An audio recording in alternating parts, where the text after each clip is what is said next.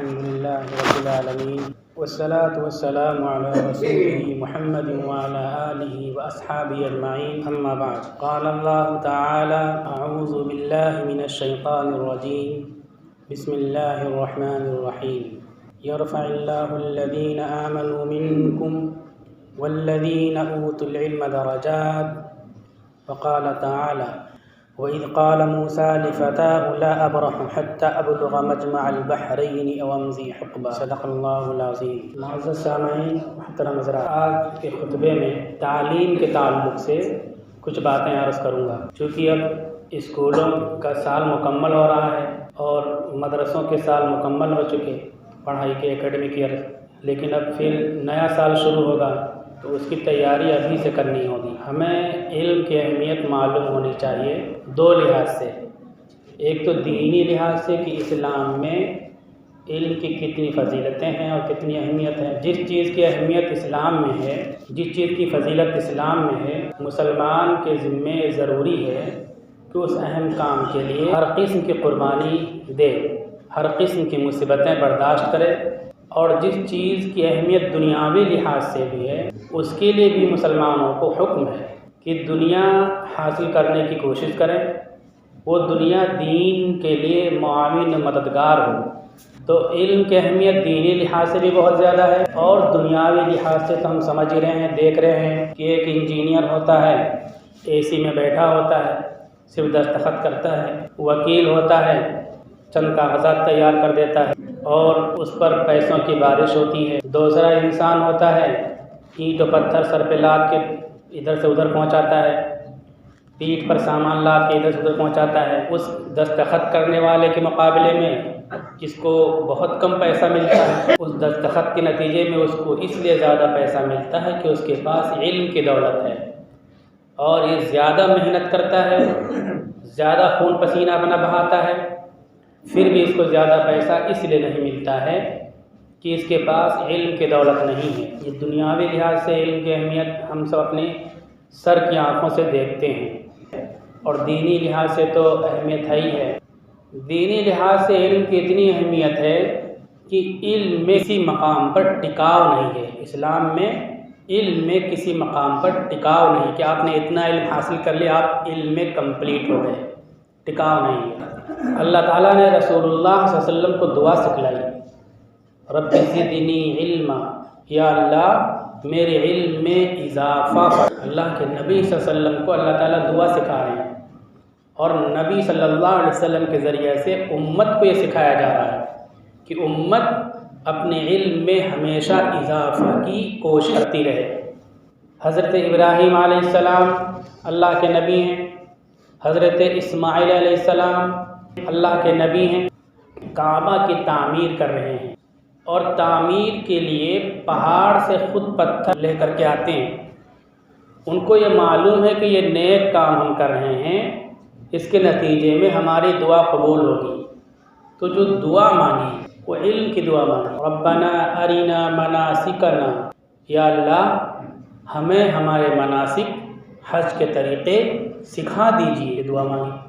اور جو دوسری دعا مانگی، ربنا وابعث فیہم رسولا منہم یتلو علیہم آیاتک ویعلمہم الکتاب والحکمہ ویزکیہم، یا اللہ یہ جو نسل آنے والی ہے اس نسل میں اپنا رسول مبعوث فرما جو ان پر تیری کتاب کی تلاوت کرے اور علم اور حکمت کی تعلیم دے، ان کو گناہوں سے معصیت سے پاک و صاف کرے۔ یہ دو دعائیں مانگی۔ سوچئے پتھر لا رہے ہیں، ہم لوگ جب مسجد بنائیں گے، کوئی ادارہ بنائیں گے تو سب سے پہلے ذہن میں ہوگا کہ کون سا ٹائل لگانا ہے، کون سا پتھر لگانا ہے، کس طرح سے پی او پی کا کام کرنا ہے، کس طرح ڈیکوریٹ کرنا ہے۔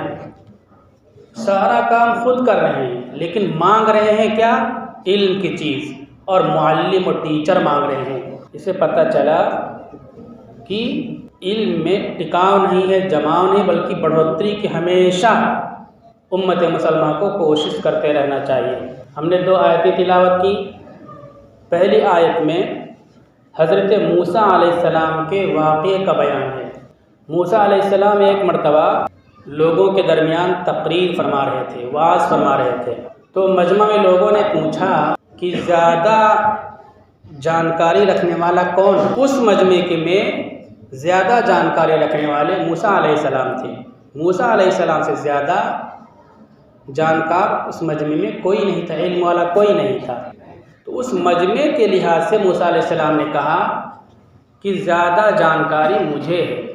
اللہ تعالیٰ کی طرف سے تنبیہ آ گئی کہ ایسا جملہ نہیں بولنا چاہیے، بلکہ اس دنیا میں آپ سے بھی بڑا کوئی علم والا موجود ہے۔ فوراً موسیٰ علیہ السلام کے دل و دماغ میں تجسس پیدا ہوا کہ کوئی ہم سے زیادہ علم والا اس زمین پر موجود ہے، تو لاؤ چلیں اس سے ملیں اور اس سے علم حاصل کریں۔ نبی ہیں اور کام کی ساری باتیں ان کو معلوم ہیں، اور جو ذمہ داری کو پوری طرح سے ادا فرما رہے ہیں، لیکن یہ پتہ چل گیا کہ کوئی دوسرا بھی زیادہ علم والا موجود ہے، تو نبی وہاں چلنے کے لیے، سفر کے لیے تیار ہو گئے۔ وَإِذْ قَالَ مُوسَىٰ لِفَتَاهُ لَا أَبْرَحُ حَتَّىٰ أَبْلُغَ مَجْمَعَ الْبَحْرَيْنِ أَوْ أَمْضِيَ حُقْبًا۔ اللہ تعالیٰ سے پوچھا کس مقام پر وہ بندہ ہے جو ہم سے زیادہ علم والا ہے، میں اس کے پاس جا کر کے علم حاصل کروں؟ تو اللہ تعالیٰ نے بتلایا دو دریاؤں کے ملنے کے مقام پر میرا وہ بندہ ہے۔ اب وہ بہت دوری تھی، تو اپنے خادم کو فتح کہا، نوجوان کہا، نوکر نہیں کہا۔ اس میں مفسرین لکھتے ہیں کہ اپنے نوکروں کو، خدمت کرنے والوں کو ادب کے ساتھ اور مہذب جملہ بولنا چاہیے۔ چنٹو پنٹو یہ سب نام نہیں بولنا چاہیے، سنت کے خلاف ہے، شریعت کے خلاف ہے۔ ادب، اچھا جملہ، نوجوان، بہادر، ایسا بولنا چاہیے، سنت ہے۔ تو اپنے نوجوان سے کہا کہ ہم برابر چلتے رہیں گے، برابر چلتے رہیں گے وہاں پہنچنے کے لیے۔ ابلغ مجمع البحرین، سمندر کے اس سنگم تک ہم پہنچ جائیں گے۔ او امضی حقبہ، نہیں پہنچیں گے، پہنچنے میں 80 سال اگر لگ گیا تو 80 سال تک ہم علم حاصل کرنے کے لیے چلتے ہی رہیں گے۔ کچھ لوگوں نے حقبہ کا معنی 80 سال کہا، کچھ لوگوں نے 1000 سال کہا۔ اللہ کے نبی ہیں، ضرورت کے بظاہر سارے علوم حاصل ہیں، ان کو معلوم ہو گیا کہ کوئی زیادہ جانکار ہے، تو اپنے علم میں اضافہ کے لیے 1000 سال تک چل کر کے وہاں پہنچنے کا پورا نظام بنا لیا کہ ہم 80 سال تک یا 1000 سال تک یا ایک عمر تک چلتے رہیں گے، وہاں پہنچ کر کے ہم علم حاصل کریں گے۔ وہاں پہنچے، ملاقات ہوئی، طویل بات ہے، ساری شرطیں مان لی، انہوں نے شرطیں رکھی کہ تم مجھ سے میرے پاس علم نہیں حاصل کر پاؤ گے، اگر چاہتے ہو تو مجھ سے سوال جواب مت کرنا۔ پھر اس طرح سے باتیں ہوئیں۔ اس میں کیا معلوم ہوا؟ قرآن کیوں بیان کرتا ہے؟ قرآن اس لیے بیان کرتا ہے کہ امت محمدیہ قرآن کو پڑھے گی، اس میں اس نبی کا واقعہ بھی پڑھے گی، تو اس کے دل میں علم کے لیے ایسا تجسس، ایسا جذبہ، ایسا ولولہ، ایسی دیوانگی، ایسا جنون پیدا ہونا چاہیے کہ ہم ہر حال میں علم حاصل کر کے رہیں گے اور زیادہ سے زیادہ علم حاصل کریں گے، اپنے علم میں اضافہ کریں گے۔ دوسری آیت جو ہم نے تلاوت کی، اس میں اللہ تعالیٰ نے فطرت کا ایک نظام بیان کیا ہے، فطرت کا ایک نظام کہ کن لوگوں کو بلندی اور عزت اور افتخار اور قلمدان تک پہنچنے کا موقع ملے گا، کون لوگ کی پوسٹ پر پہنچیں گے، نظام بیان کیا۔ اللہ تعالیٰ کہتے ہیں اللہ تعالیٰ بلندی دیتا ہے ان لوگوں کو جو تم میں سے ایمان لائے، اور ان لوگوں کو جن کو علم دیا گیا، ان کے درجوں کو، ان کے رتبوں کو، ان کے مقام و مرتبہ کو اللہ تعالیٰ بڑھاتا ہے۔ یہ اللہ نے نظام بیان کیا، بالکل جیسے 2 کو 2 میں ضرب دو 4 ہوتا ہے، بالکل ایسے ہی جس کے پاس ایمان کی دولت ہے، ایمان کے ساتھ علم کی دولت ہے، اللہ نے نظام بتا دیا کہ اس کو ہم عزت دیں گے۔ عزت دینے والی طاقت دنیا کی کوئی طاقت نہیں ہے، سارے راستے بند ہوں گے، سارے وسائل بند ہوں گے، آنکھوں پہ اس کی پٹی ڈال دی جائے گی، لیکن علم کی دولت ہے اس کے پاس اور ایمان کی دولت ہے، تو دنیا کی کوئی طاقت اس کو پرواز سے بلندی سے نہیں روک سکتی ہے۔ اس کو آسمان سے عزت کا فیصلہ کیا جائے گا اور آسمان سے اس کو بلندی کا فیصلہ ہوگا، بلندی اس کو مل کر کے رہے گی۔ آپ دیکھیے کہ کتنے پریشان حال مزدور قسم کے لڑکے جو رات و دن محنت کرتے علم میں آگے نکلتے ہیں۔ یہ ایک واقعہ میں ذکر کر دوں. آدیواسی علاقوں میں ایک مرتبہ گزر ہوا، ایک عورت شراب کا کام کرتی تھی، لوگوں کو شراب پلاتی تھی، اس سے اپنا روزگار چلاتی تھی. دولت مند آتے شراب پیتے اور کچھ دوسری چیزیں منشیات. اس کے گود میں بچہ تھا، بچے کو چھوڑ کر کے شراب بیچتی تھی، نشے کی چیز. اس بچے کو چپ کرنے کے لیے اس کے منہ میں نشے کی چیز زبردستی ڈال دیتے تھے کہ شور کرتا ہے تو اس کی ماں ہم کو یہ چیزیں دے نہیں پاتی ہے. ماں منع کرتی لیکن غریب تھی، کیا کر سکتی تھی. پھر بچہ کچھ بڑا ہوا تو اس کو اس ماں نے اسکول میں داخل کر دیا. تو وہ لوگ بولنے لگے کہ اتنی بیوقوف ہے، اتنی کمائی ہو رہی ہے، اتنے لوگ آ رہے ہیں، کیا ضرورت پڑھانے کی. اس عورت نے کہا کہ میں نے مجبوری کی وجہ سے یہ کام کیا، میں اپنے بچے کو اس کام میں نہیں اتاروں گی، میرا بچہ پڑھے گا. ایک دن ایسا آیا کہ وہ بچہ آفیسر بنا، جج بنا. یہ زیادہ دن کی بات نہیں، یہ چند سالوں کی بات ہے، 2-4-6 سال پہلے کی بات ہے. یہ علم جنگل میں بیٹھا ہوا انسان، سارے راستے بند، جو لوگ وہاں فائدہ اٹھاتے ہیں وہ روک رہے ہیں کہ بچے کو مت پڑھاؤ، اس میں تمہیں بہت کمائی ہو رہی ہے، بہت پیسے تمہارے پاس آ رہے ہیں، بچے کو مت پڑھاؤ. ماں ضد کرتی ہے، بچے کو پڑھاتی ہے، بچہ اب وہ قلم دان کا مالک بن جاتا ہے. تو اللہ نے نظام بیان کیا، جس کے پاس علم کی دولت ہوگی، ایمان کی دولت ہوگی، وہ آگے بڑھے گا. علم کے ساتھ ایمان ضروری ہے، اللہ کا خوف ضروری ہے. اگر علم کے ساتھ اللہ کا خوف، اللہ کی معرفت نہیں ہے تو یہ علم تباہی لے کر کے آئے گا، بربادی لے کر کے آئے گا. آپ دیکھیے، دوسری بڑی مثالیں میں نے پیش کرتا ہوں. جو قوموں پر حالات آتے ہیں، خاص طور پر مسلمانوں پر، سیلاب آ گیا، زلزلہ آ گیا یا کوئی معاملہ ہو گیا، جھولا لے کر کے تباہ حال لوگوں کے دروازوں پر کون لوگ کھڑے رہتے ہیں؟ وہ لوگ جنہوں نے اسکولوں سے تعلیم حاصل کی، جو نیتا ہیں اور بڑی بڑی رقمیں اٹھاتے ہیں، یا وہ لوگ جنہوں نے شروع سے آخر تک چٹائی پہ بیٹھ کر کے اللہ کے دین کو پڑھا. آپ دیکھ لیجئے پورے ملک کے اندر ہر جگہ مدرسوں کے پڑھے ہوئے، دینی تعلیم حاصل کیے ہوئے لوگ امت کے دکھ درد میں شریک ہوتے ہیں، اپنی جان کو جوخم میں ڈال کر کے کھڑے ہوتے ہیں پریشان حال لوگوں کے دروازوں پر جھولے کو لے کر کے. تو علم کے ساتھ اللہ کی معرفت ضروری ہے. اور ایک بات بتا دوں، جو یہ حالات چل رہے ہیں ہماری لڑکی لڑکے دنیا بھر معاملے، صرف یہ نہیں کہ وہ دوسرے لوگ بہکا رہے ہیں، پھسلا رہے ہیں، موبائل کی بات ہے. یہ اللہ کی معرفت کے ساتھ پڑھائی نہیں ہوگی تو عقیدہ خراب ہو جائے گا. آپ دیکھ لیجئے کتابوں میں ڈاروین کی تھیوری، یعنی انسان پہلے بندر تھا. قرآن کیا کہتا ہے کہ انسان ہی تھا، لیکن وہاں بتایا جاتا ہے انسان پہلے بندر تھا. جھوٹی بات، لیکن اتنے اچھے انداز میں بتایا جاتا ہے کہ انسان سوچتا ہاں انسان بندر تھا.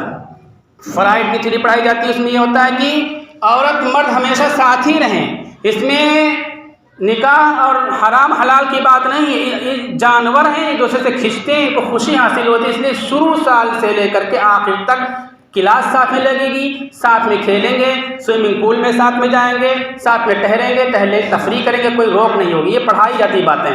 اور 7ویں 8ویں کی کتابیں دیکھ لیجئے سوشل سائنس کی، جو پڑھا جاتا ہے انسان کے جسم کی بناوٹ کیسے، جسم ہاتھ کیسے کام کرتا ہے، ناک کیسے کام کرتا ہے، کان کیسے کام کرتا ہے، اس میں شرمگاہوں کی حرکتوں کو بھی بتایا جاتا ہے. تصویر ایسی ہوتی ہے کہ ایک مسلمان اپنی نظر نہیں جما سکتا، پوری تصویر بالکل برہنہ ہوتی ہے. 14 سال 15 سال کے لڑکے ادھر، 14 سال 15 سال لڑکیاں ادھر بیٹھی ہوئی ہیں، اور ان کو پڑھایا جاتا ہے کہ کیسے اس کی بناوٹ ہے، یہ کام کیسے کرتے ہیں. آگ وہاں لگ جاتی ہے. تو ہم سوچیں کہ ہمارے بچے فتنوں سے بچ جائیں گے، رک جائیں گے، نہیں رک سکتے جب تک ہم دینی ماحول نہیں دیں گے، اس علم کے ساتھ دین کی تعلیم نہیں دیں گے. تو ہم نے علم کی اہمیت پر آپ کے سامنے 2 باتیں پیش کی کہ علم کے لیے دنیا کے کسی بھی کونے میں جانا ہو، ہر حال میں علم حاصل کرنا چاہیے. دوسری آیت میں اللہ تعالیٰ نے نظام بیان کیا کہ علم اور ایمان کے ذریعے سے اللہ تعالیٰ قوموں کو عزت دیتے ہیں، بلندی دیتے ہیں. جس کے اندر علم اور ایمان ہوگا اس کی ترقی کو، اس کی سربلندی کو کوئی نہیں روک سکتا، کیونکہ اس کی سربلندی کا فیصلہ اللہ کے یہاں آسمان پر ہوا ہے. علم اللہ کی معرفت کے ساتھ ہونی چاہیے. اگر اللہ کی معرفت کے ساتھ نہیں ہوگا تو وکیل بھی بن جائیں گے، ڈاکٹر بھی بن جائیں گے، جج بھی بن جائیں گے، صرف اور صرف پیسہ کمانا ان کا مقصد ہوگا. امت اور قوم کی بھلائی کا جذبہ ان کے اندر نہیں ہوگا۔ اب ایک اہم بات میں بتانا چاہتا ہوں، اسلام میں کچھ علوم فرض کفایہ ہیں، کلمہ، نماز، روزہ، حج، زکوٰۃ، ان کو جاننا فرض عین ہے۔ ہر مسلمان کو جاننا چاہیے کہ نماز میں کتنے فرائض ہیں، کتنے واجبات ہیں، روزے میں کیا کیا شرائط ہیں۔ کچھ علوم فرض کفایہ ہیں۔ فرض کفایہ کا مطلب کہ کچھ لوگ وہ کام کر لیں تو باقی لوگ گنہگار نہیں ہوں گے، جیسے کہ کوئی میت ہو مسلمان بستی میں اور کچھ لوگ نماز جنازہ پڑھ لیں تو بستی کے سارے مسلمان گناہ سے بچ جائیں گے، پڑھنے والوں کو ثواب ملے گا۔ ایسے ہی علوم فرض کفایہ ہیں کچھ علوم۔ مثلا امام غزالی رحمۃ اللہ علیہ لکھتے ہیں، کسی بستی میں کوئی ڈاکٹر نہیں ہے مسلمان تو بستی کے سارے مسلمان گنہگار ہوں گے۔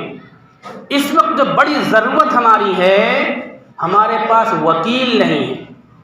اگر ہمارے پاس کسی بستی میں وکیل نہیں ہے، لائر نہیں ہے، تو بستی کے تمام مسلمان گنہگار ہوں گے، فرض کفایہ کو چھوڑنے والے گنہگار ہوں گے۔ امام غزالی نے اس زمانے میں میتھمیٹیشین لکھا، یعنی ریاضی اور یہ گणت کے جاننے والا کسی بستی میں نہیں موجود ہے تو بستی کے تمام مسلمان گنہگار ہوں گے۔ یہ ہمارے گاؤں کے اور بستی کے تمام مسلمان اس معاملے میں گنہگار ہو رہے ہیں۔ اس وقت قانون داں اور لائر کی بہت سخت ضرورت ہے۔ ہم کوشش کریں کہ اس گناہ سے اپنی گردن جتنا جلد ہو سکے بچا لیں، وکیل پیدا کریں، اپنے گھر میں خاندان میں وکیل بنائیں۔